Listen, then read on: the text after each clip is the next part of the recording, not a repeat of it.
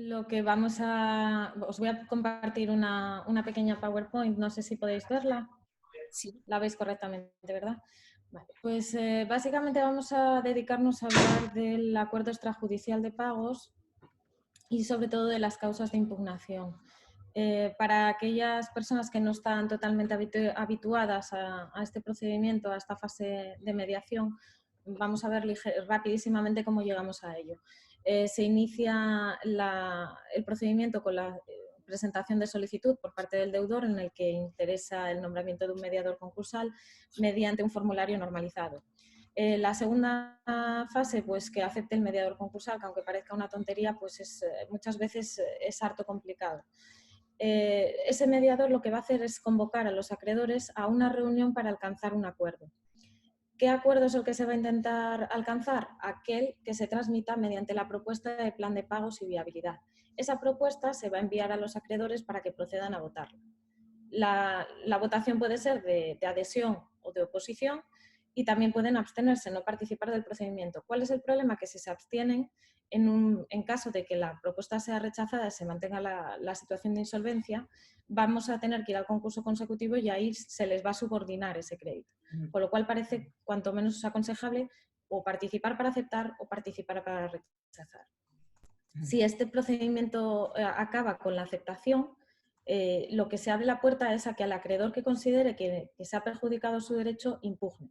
Y vamos a ver un poco cuáles son las causas de impugnación que están claramente tasadas. Para ello tenemos que tener claro en qué consiste la propuesta, en qué consiste esta fase de mediación, qué podemos conseguir.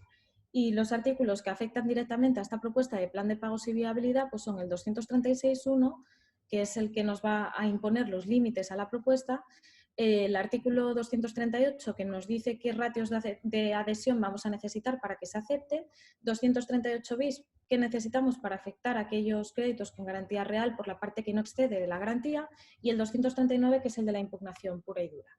Los límites del 236.1, pues los conocidos por todos, pues son las esperas por un plazo no superior a 10 años, las quitas, las cesiones de bienes y derechos para pago o en pago, y después hay otros dos que no se utilizan tanto, principalmente porque no son aplicables en la mayor parte de los casos de persona física, e incluso en el caso de persona física no empresario ni siquiera son aplicables porque los excluye el 242 bis, que son la conversión de deuda en acciones o participaciones de la sociedad deudora.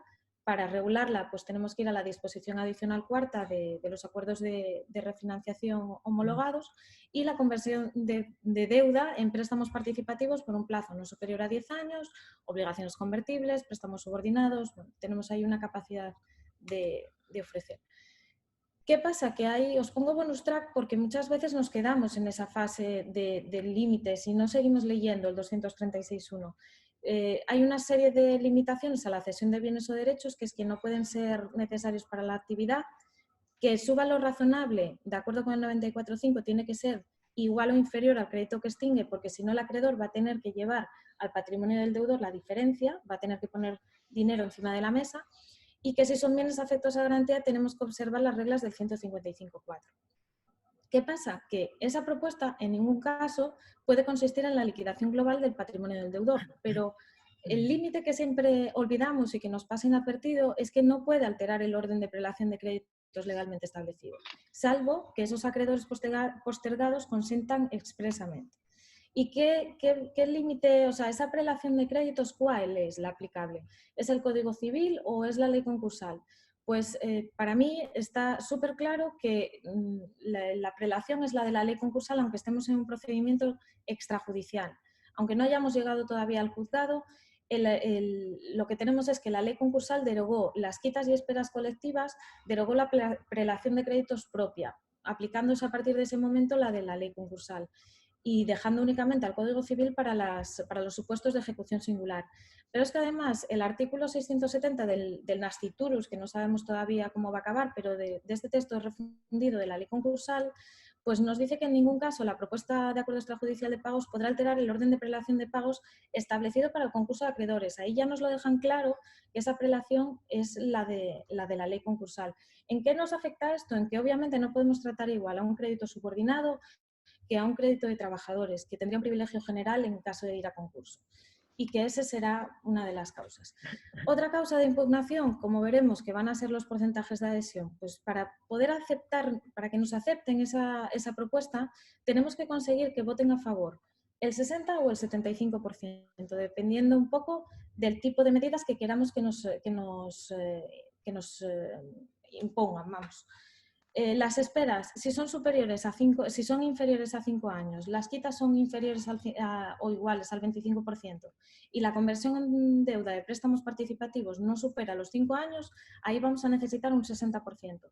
Sin embargo, si ya nos vamos a esperas superiores a los 5 años, quitas superiores al 25% o aplicamos el resto de métodos de refinanciación que nos permite el 236.1, ahí vamos a necesitar un 75% de votación favorable.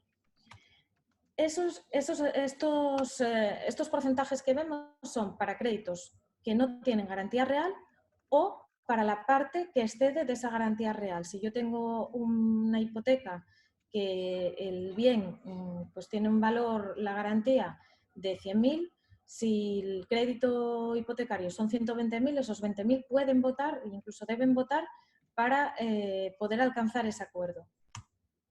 Si lo que pretendemos es afectar al crédito con garantía real, ahí tenemos que subir los porcentajes en un 5%. Donde necesitábamos un 60, ahora necesitamos un 65.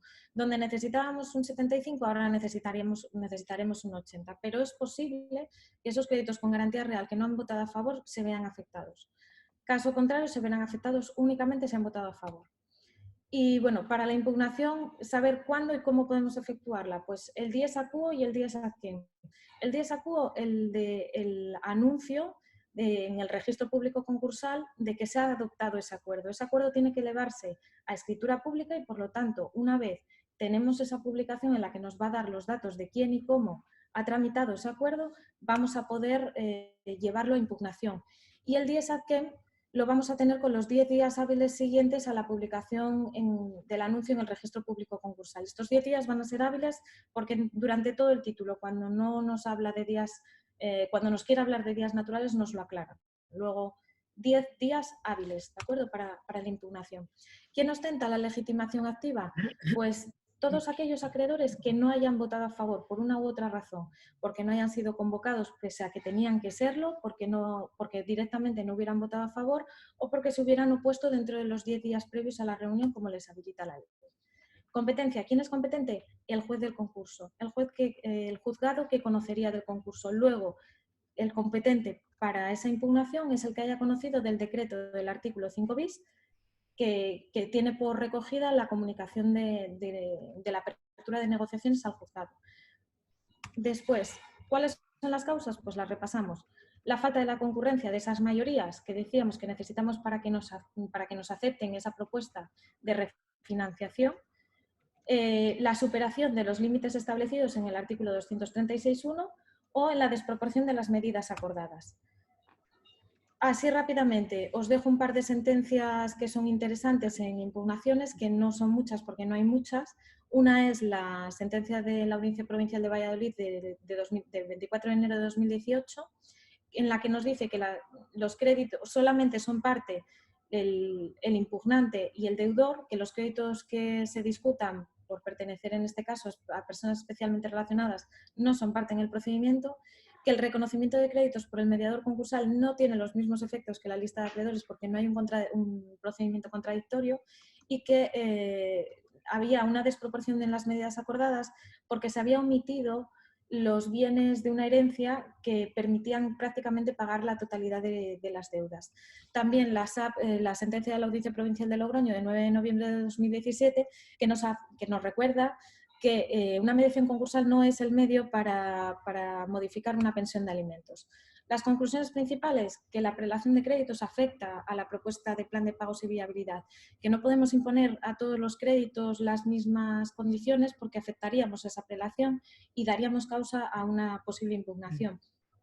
Y que además puede entenderse que nos encontraríamos también ante medidas desproporcionadas al aplicar, por ejemplo, lo que os decía, a un crédito con privilegio general de un trabajador, las mismas medidas que a un crédito de una persona especialmente relacionada. Y lo último, que la anulación del acuerdo puede darlo, o sea, da lugar, es una de las consecuencias, a que el concurso posterior sea automáticamente considerado como consecutivo.